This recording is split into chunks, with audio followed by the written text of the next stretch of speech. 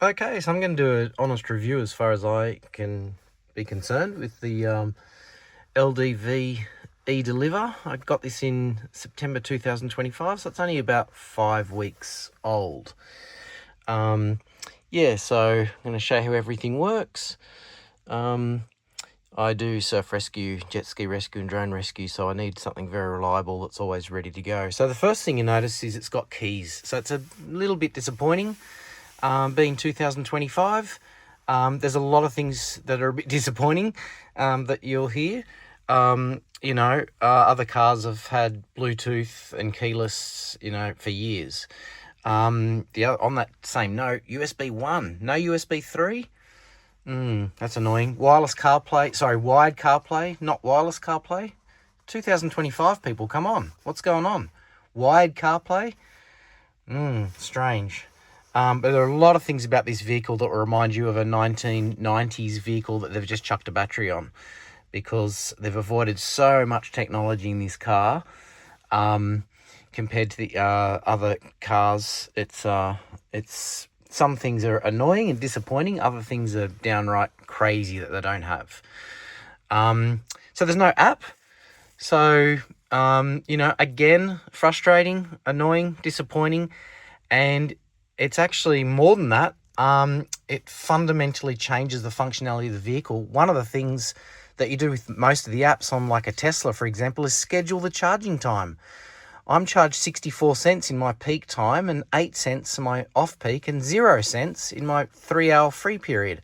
But there is no such thing as scheduling in this vehicle, which means I have to wake myself up at midnight every night to charge the car, because you can't just plug it in. And before you say, hang on, get a Tesla smart charger that does scheduling, yes, I've got that, but the car will not allow it because the car needs to be woken up.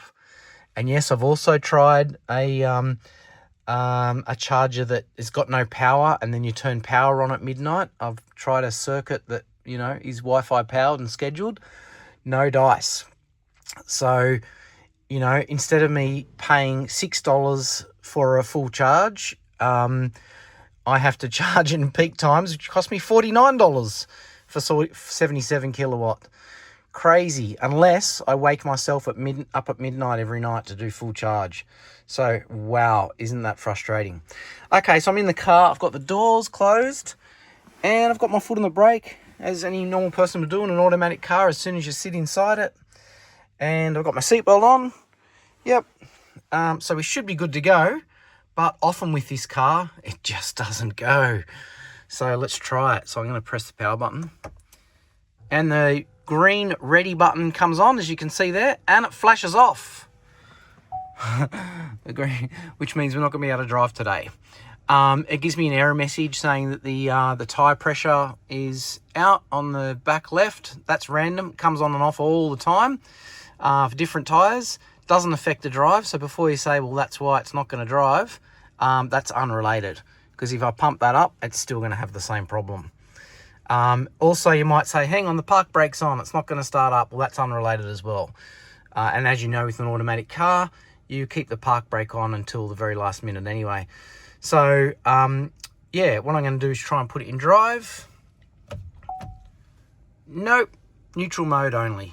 And I'll try the park brake, because you're going to say that's related.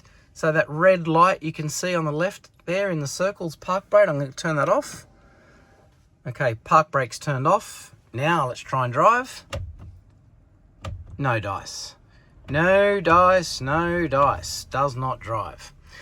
So that's annoying. I suspect this is a common fault, because there's 4 of these vehicles for sale on car sales with around about 1,000 to 3,000 Ks. That's very, very unusual for that to be returned to a dealership unless it had a fault. So I would suspect that this is not the first time, and that this has got a fault. Now, the next thing, this is very, very annoying. So anytime you go 1 kilometre over the speed limit, it's going to beep 5 times. And it's going to beep when you go near the lane change lines. It's going to beep for a billion different reasons. It's constantly giving you error messages. Now, you can change that, but you have to do it every single drive. It doesn't save it. Can you believe it? So every single time you drive this vehicle, every single time, you've got to go in and tell it to stop beeping so you can actually go and drive. So how annoying is that? So you got to go into here and you got to say, don't do me the tone. And you got to go lane change and say, don't do that. And it won't save that. So every time you start this vehicle up, same story. Holy smoke. Can you believe it? Also, what's weird is, has anyone ever seen a steering column that's just exposed? So when you turn, all that metal just turns around your feet. Weird. So weird. The other thing that is a bit strange is the passenger seat doesn't adjust. You can't roll it back, you can't roll it forward, you can't tilt the angle. So your passenger better like the angle that the factory sent from China, because they cannot change it. Now, I'm not going to be able to drive this vehicle today because of this error. So I'm going to go and show you some other things. Now, the things I'm showing you are things that you will not pick up on a test drive in a million years, unless you went for 20 test drives, because the vehicle doesn't do that failure to start every time. It does it every 5, 10 or 20 starts. So it's just totally unpredictable.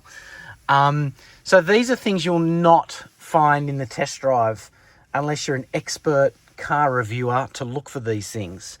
You know, you wouldn't know, you're not going to sync your phone to Apple CarPlay on a test drive. So you wouldn't know that doesn't work with, only works with wired.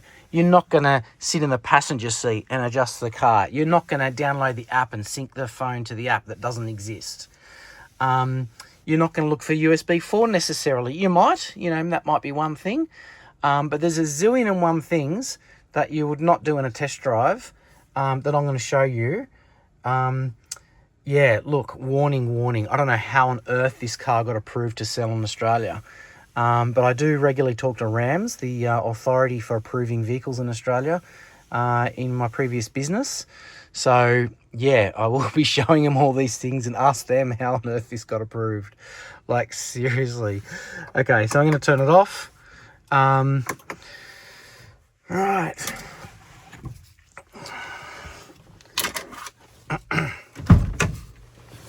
I'm going to show you some other strange things.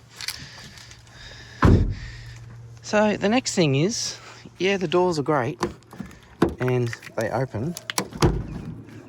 And yes, you can open it at 180 degrees to put pallets and things in. And yes, you can take this off so that you can open it wider. So that's great. But there's no lock when you open it the full 180. So it locks at the 90 degrees, but there's no, so the wind just rocks around in the wind. So strange. Why wouldn't you do something about that? The other thing is, it doesn't have any, for a 77 kilowatt car, it doesn't have any power points. So you can't do,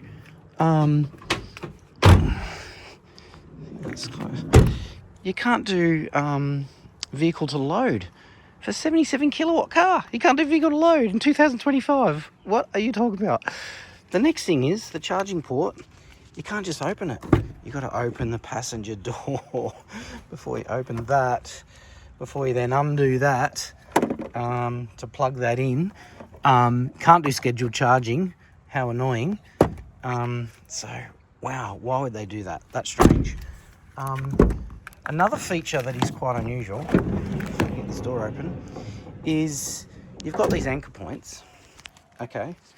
Now that one I've pulled up, but you've got 6 of these anchor points, and unless you've got this very unusual torque large screwdriver, or unless you use a crowbar, mate, they're not coming up. You can't get those up with your fingers. They've bolted those down. They're useless unless you've got a crowbar to pull them up. I have lots of tools, and I don't have whatever size torque drill bit you need to loosen those up. So, holy smoke, they could have fixed that quite easily and didn't. Yeah, so obviously glove box doesn't lock. So pretty much my, no cameras. It's got one camera for reversing. It's not like your Tesla, which is cheaper, which has got 7 cameras. It's got a camera that looks at you for going to sleep, which is really useless, because as soon as you open your mouth and yawn, it gives you error messages saying you're falling asleep. So it's not intelligent. So that's my honest review.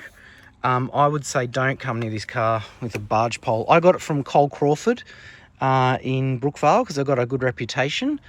But I must say, if, you know, with this ongoing fault, that I'll be seeking a refund and won't stop until I get one.